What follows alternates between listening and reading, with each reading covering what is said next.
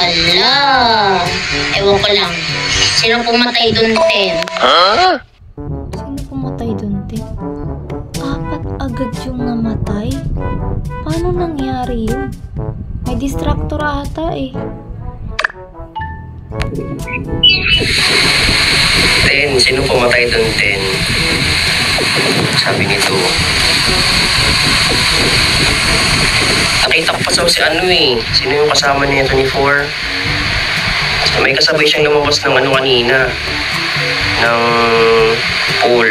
Kasi nag-downloading ako sa pool eh. Sino yung kasama niya 24 kanina? Sino yun? Patay na siya ngayon. Ikaw, hindi ko natandaan yung costume eh. Hindi ko alam kung ano ang nangyari kasi gumagawa ko ng task sa study room.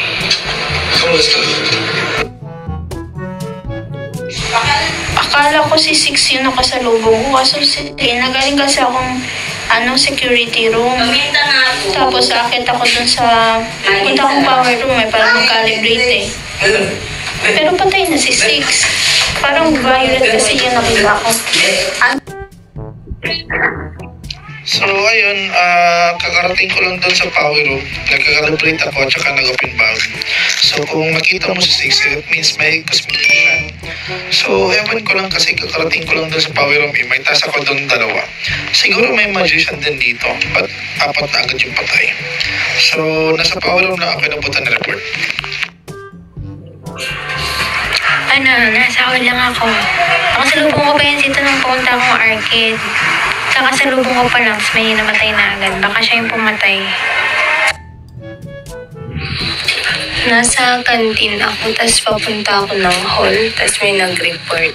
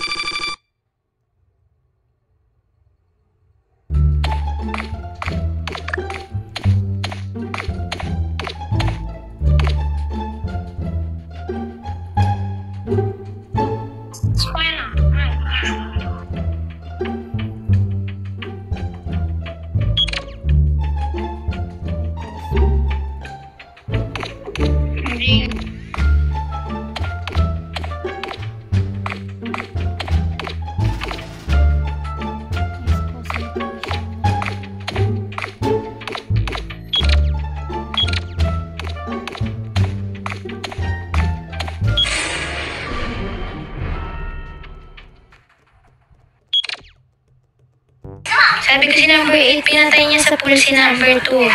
Nag-bend pa siya, kitang-kita ko ha. Si 8, pinatay niya si 2, nag-bend. Kitang-kita ko. Oo, sama-sama tayo sa Comlos kanina. Anong 8? Nag-vent siya? Baka engineer yan. Bahala kayo. Tsaka may informant tayo, diba? Sige, try muna natin si 8. Uy, wala ako sa pool, nasa security room ako.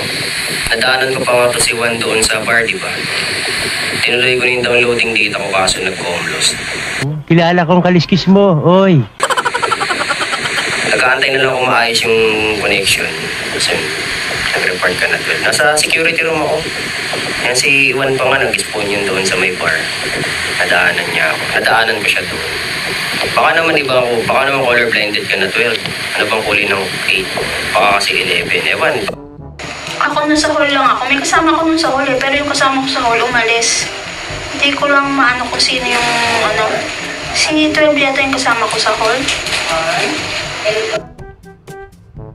So ayun, nag-respond ako kanina doon sa lookout and then pumasok ako ng study room, nag-verify ng ID and then pagkatapos noon, pumunta ako ng power room. Si number 1, nakasalubong ko pa yan doon sa daan papuntang lookout kanina. So again, sa power room na naman ako inabutan ng report. Isa na yung task ko doon tapos nag-report. So ayun, sa power room ako.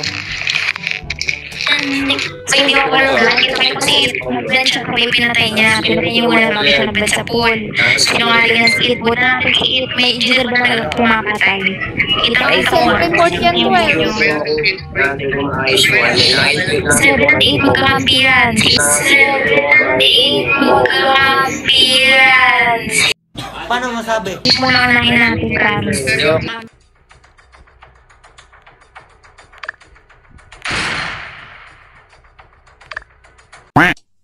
Talo!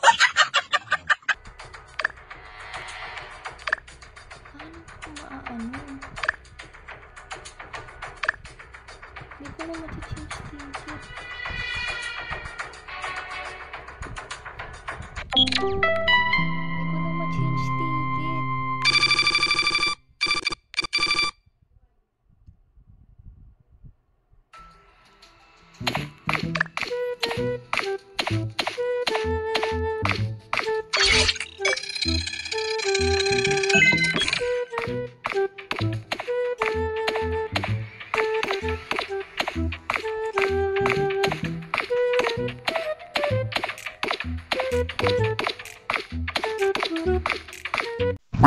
Papatayin mo ho, no?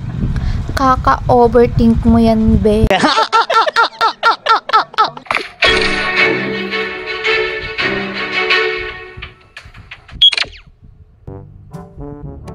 Okay, si 7 na tayo. Kakampihan mo pa si 8, ha? Gago! Papatayin mo pa ako sa hall. Kala mo hindi ka buti napindot ko agad. 7 na tayo. Maintindihan din ni ano. All my fellow Filipinos. Now, this is my side. Listen, look, and listen, and learn. Ganon. Ay. Daming patay, 11, buhay pa ba celebrity? O patay na? Wala lang, kasi third party ako. Ako yung madman, kaya wala akong magawa. Pero tatanungin ko na lang si 11 kung buhay pa ba yung celebrity o patay na para manalo yung civilian kung sakaling maano siya.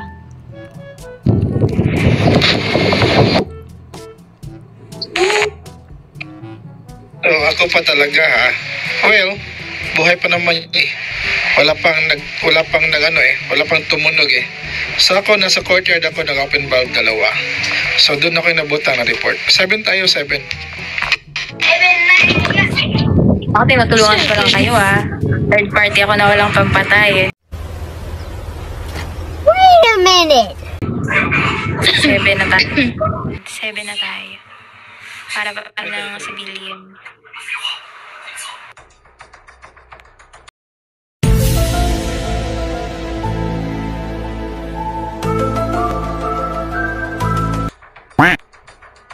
Mawamata! Kami mo tumulong!